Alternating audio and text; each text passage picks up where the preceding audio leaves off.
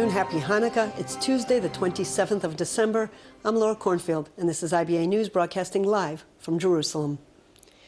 We open with the stormy weather which has hit the entire country. The cold front also claimed its first victim. A 38-year-old homeless man suffering from hypothermia was pronounced dead shortly after his arrival at the Meir Hospital in Kfar Saba. A Yisrael plane traveling from Eilat to Ben Gurion Airport was forced to turn back due to bad weather and landed safely. The snow is continuing to fall in the north, with the upper level of Mount Hermon registering over a half a meter of snow in below-zero temperatures. A light dusting has fallen on the Druze communities in the northern Golan Heights and Ortal.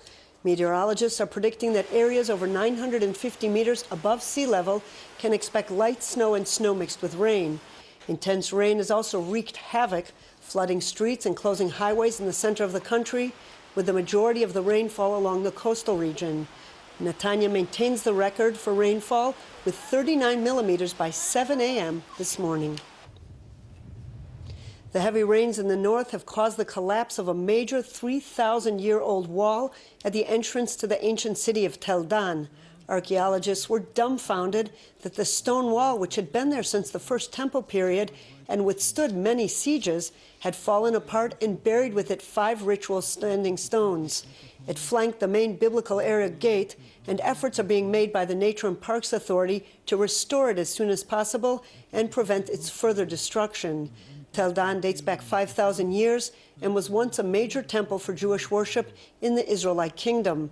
Excavations there uncovered the only non-biblical reference to the House of David in a stone ironically used in later periods to build the wall that collapsed.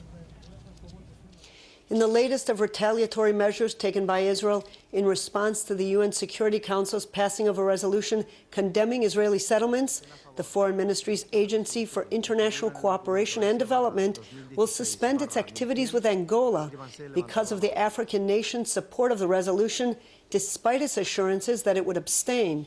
Yesterday, Netanyahu met personally with U.S. Ambassador Dan Shapiro to express his displeasure over the United States' decision to abstain in Friday's vote. The ambassadors of 10 countries who also supported the resolution were summoned to the Foreign Ministry yesterday for a dressing down. Meanwhile, Deputy Foreign Minister Tzipi Hotovely of the Likud has criticized Prime Minister Netanyahu's decision to cancel meetings with leaders of the countries which voted in favor of the UN Security Council resolution condemning settlements. Justifying her position, Hotovely said she is allowed to hold opinions that are slightly different from the Prime Minister, adding if it was up to her, she would not have canceled official visits, noting that she views such visits as an opportunity to explain the Israeli position. Israel expected the United States to oppose the United Nations Security Council resolution, Israel's ambassador to the U.S. said in an interview with CNN yesterday. Ron Dermer also revealed that new evidence showing the Obama administration orchestrated the resolution will be presented to the new American administration once President-elect Donald Trump takes up office. What is new is that the United States did not stand up and oppose that gang-up. And what is outrageous is that the United States was actually behind that gang-up. I think it was a very sad day and really a shameful chapter in U.S.-Israel relations. What's the evidence that the United States was behind this gang-up? I've heard that a lot. Yeah, we have clear evidence of it.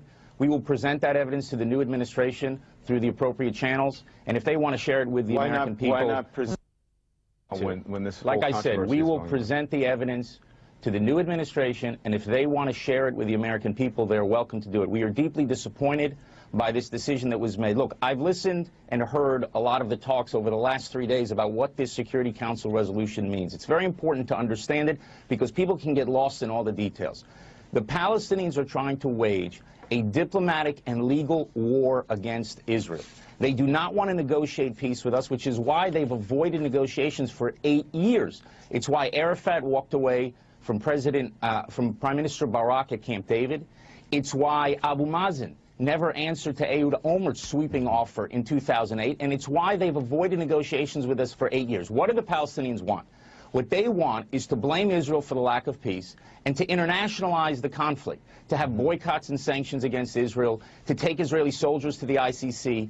And what this resolution just did is it gave the Palestinians ammunition in their diplomatic and legal war against Israel. And the United States not only didn't stop it, they were behind it. The fact that we have a difference of agreement with the United States over settlements is not new. That's an ongoing disagreement that we've had. But this is the first resolution in the United Nations, in the Security Council, since the days of Jimmy Carter, 36 years ago, which, by the way, also happened in December at the end of his tenure, of his administration. So to bring a resolution to the Security Council is not just something that Israel opposes, it's something that Barack Obama opposed. In September 2011, he stood at the United Nations and he said these issues should not be handled at the UN Security Council. They should be handled through negotiations. We agree in that. We have a disagreement with the administration over settlements. But you don't take, as the Prime Minister just said, you don't take your friends to the Security Council. Yeah. And this is why it was such a breach of American policy. Look, let me ask you a question, Don. Does the United States government believe that the Western Wall is occupied Palestinian territory? Yes or no?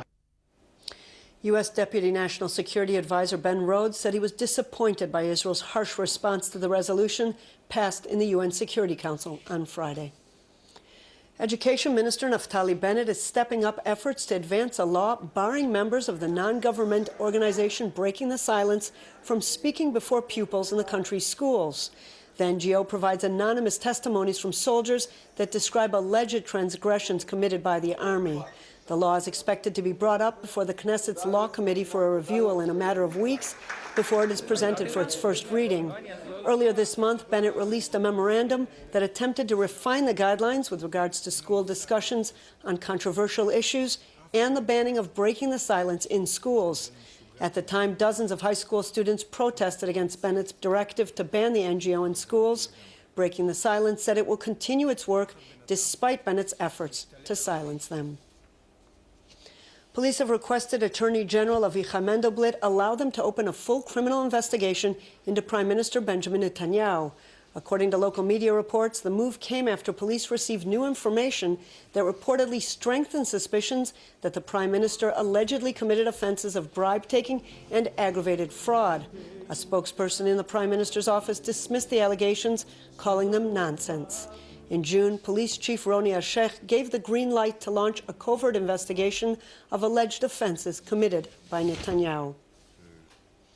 Security forces this morning arrested the brother of one of the convicted terrorists who allegedly received a mobile phone from Knesset member Bassel Ghatas. Police believe the 65-year-old suspect supplied Ghatas with the mobile phones he handed over during a visit with terrorists incarcerated in the Ketziot prison. One of the terrorists, Walid Daka, is serving a 37-year sentence for the 1984 abduction and murder of IDF soldier Moshe Tamam. Ghatas is expected to be released today on house arrest after the Rishon LeZion Magistrates Court yesterday extended his remand for 1 day. Ghatas, a member of the Balad Party, was arrested Thursday shortly after being stripped of his parliamentary immunity on suspicion of fraud and breach of trust and smuggling mobile phones to 2 terrorists at the Ketziot prison. Joining us in the studio is Sue Spartus-Larkey to discuss her just-to-be-published book on Yemenite cooking in English and Hebrew. Thank you so much for joining us, Sue. Thank you for having me. First, tell us a little bit about your book and why did you decide to focus on Yemenite food? Well, my specialty has been bread making, and I fell in love with the Yemenite breads, and I started researching to learn more about them. They have a very rich roster of breads, but with the breads you need the food.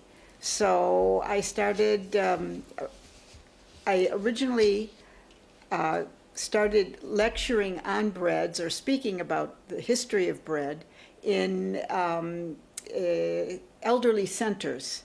And then I'd throw out a question to the Yemenite people about their food, and they'd get into an argument, and they'd start saying, come to my house, I'll show you how to do it better.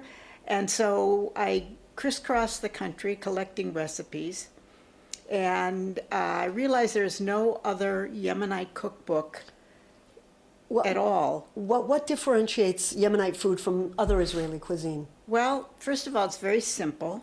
It relies on the spice mixture called hawayij, of which there are many varieties according to the location where the people came from. It's very simple. It's the food of poor people, essentially. They made do with what they had in their own locations. And people think of it as being very spicy, but it's not. It's the schug, the hot pepper paste that's served with it, that gives it its pizzazz, so to speak. How easy are the recipes to follow for, say, someone who isn't a professional cook? Well, I broke the recipes down into very small steps so that it looks like a long recipe, but it's not. It's step by step to guide the cook through the cooking. And they really are basically quite simple. There's nothing fancy. It's mostly things that you have in your own pantry. Sue, you're clearly not Yemenite. That didn't stop you from writing this book. No. Why?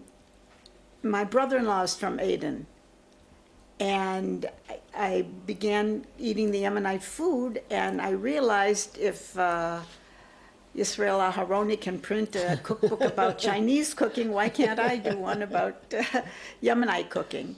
And I just enjoyed so much crisscrossing the country and meeting these elderly cooks who were so intent on preserving their traditions and passing on their traditions. And originally I didn't think it would ever get published, but the fact is that it is really the only Yemenite cookbook in existence. And therefore, people that are interested, it's very different from Sephardic cooking, l'mashal, for example, which is more complicated. And when will your book go on sale, and do you have plans to publish other books on local cuisine? I think the book will probably be on sale within the next few weeks. That depends on Geffen, the publisher. I know it's at the printer. And I published a cookbook, a bread book, Lechem Tari in Hebrew, in 1990. But I have 12 grandchildren, and that keeps me pretty busy. So, so it may be a while before we see another cookbook. That's right. Sue Spartus-Larkey, thank you so much for joining us, and best of luck with your cookbook. Thank you Looking forward to tasting it. Thank you. The Knesset Finance Committee approved the purchase of a private plane for the Prime Minister to use when making trips abroad. The budget approved by the committee yesterday was to the tune of 183 million shekels, with 5 votes in favor and 3 against. The president will also be able to use the plane. A used passenger plane designated for the Prime Minister is already undergoing refurbishment in Israel and is being fitted with specialized equipment, including enhanced defensive capabilities and communications technology. And in a bid to encourage Israelis to use environmentally friendly shopping bags, a law imposing a fee on plastic bags in supermarkets will go into effect on Sunday. Customers will then have to pay the sum of 10 agorot for each plastic bag.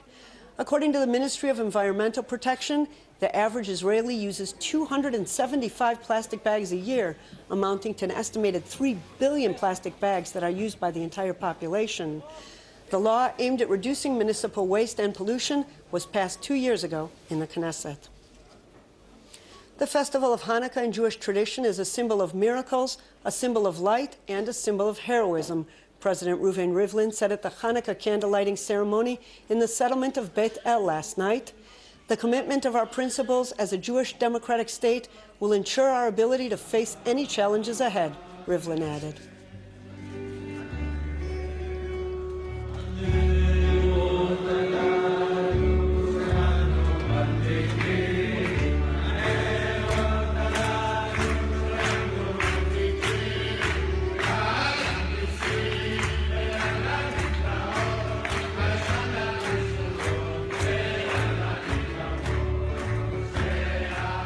In local money matters, shares were up on the Tel Aviv Stock Exchange while the shekel weakened in foreign currency trading. Here are the numbers.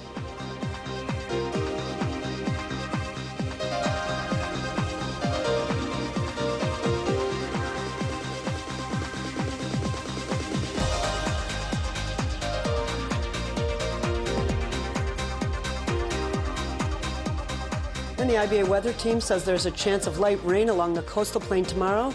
The rest of the country will remain partly cloudy, and although there will be a slight rise in temperatures, it will remain unseasonably cold. Here are the highs and lows at home and abroad.